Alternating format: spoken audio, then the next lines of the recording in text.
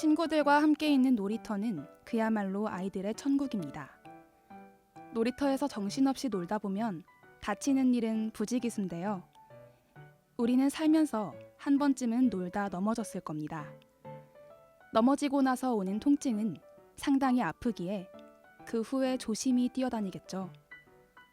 그런데 우리는 보통 넘어지고 나서 빨리 뛰면 넘어지기 쉽고 다치면 아프니까 조심해야겠다 라고 생각하지는 않습니다. 그러나 우리는 무의식적으로 몸을 움츠리게 되고 조심하게 됩니다. 왜 그런 걸까요? 많은 사람들은 장기 기억과 단기 기억의 차이를 단순히 기억의 지속 시간으로만 생각합니다. 하지만 단기 기억과 장기 기억이 만들어지는 과정에는 많은 차이가 있습니다. 단기 기억은 외부의 자극을 통해 뇌세포 회로 말단에서 신경 전달 물질이 더 많이 나와 일시적인 잔상으로 기억이 형성되는 것입니다. 단기 기억이 장기 기억으로 바뀔 때는 뇌세포에서 회로를 만드는 유전자의 스위치가 켜져 새로운 신경 회로망이 형성됩니다.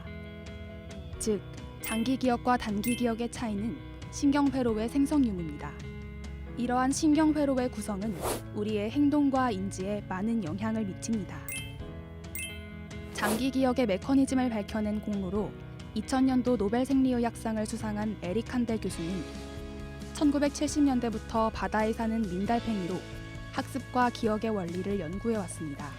그의 실험 내용은 민달팽이에게 전기 자극과 동시에 호흡관을 건드릴 때 어떠한 반응이 나타날지 관찰하는 것입니다.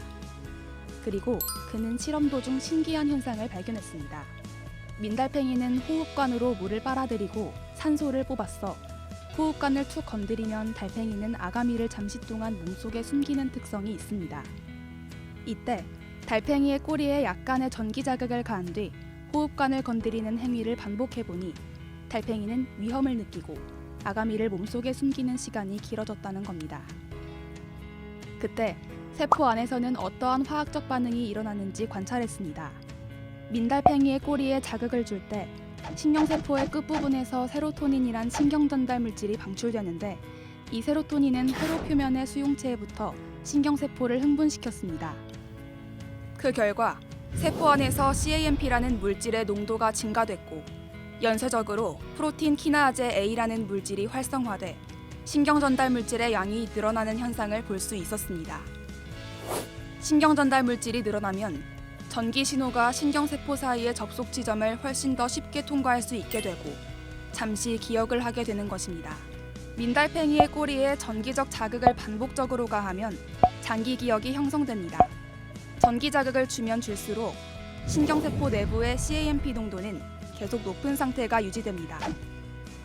그러면 활성화된 프로틴 키나아제 A가 신경세포의 핵으로 들어가게 되고 핵 속에 있는 크랩 단백질을 인산화시키게 됩니다. 인산화된 크랩 단백질은 뇌세포 사이의 회로를 만드는 10여 가지 유전자의 조절 부위에 결합해 스위치를 켜게 되고 뇌세포 사이에 새로운 회로가 만들어지는 것입니다. 그래서 어린아이가 넘어지고 나서 무의식적으로 조심하게 되는 이유는 자신의 생각과 의지가 아닌 고통에 대한 뇌의 신경회로가 생성되기 때문입니다.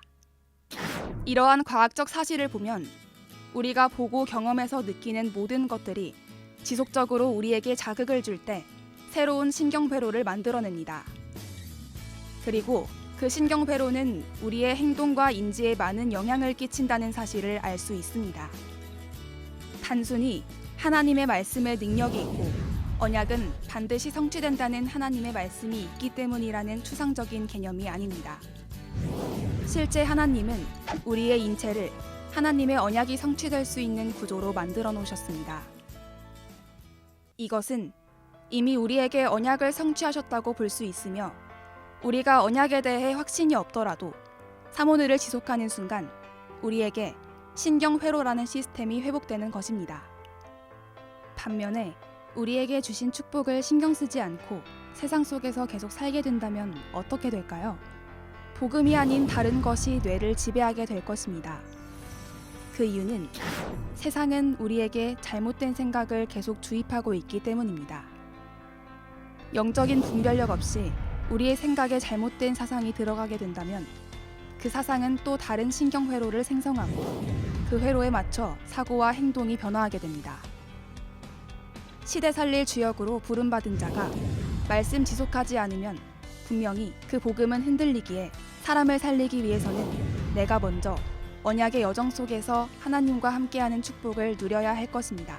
우리가 세상 것에 속지 않고 타협하지 않기 위해서는 말씀 각인을 날마다 하는 것은 필수입니다. 하나님이 우리에게 주신 예수 그리스도의 언약이 실제적으로 믿어지지 않고 그 언약에 대한 뇌의 신경회로가 형성되지 않으면 세상을 살릴 수 없습니다. 믿음이란 단어로 하나님의 역사를 이해하지만 실제 하나님은 믿음에 대한 신경회로를 주셨습니다. 이미 우리에게 주어져 있는 믿음의 신경회로에 반응해보는 것은 어떨까요?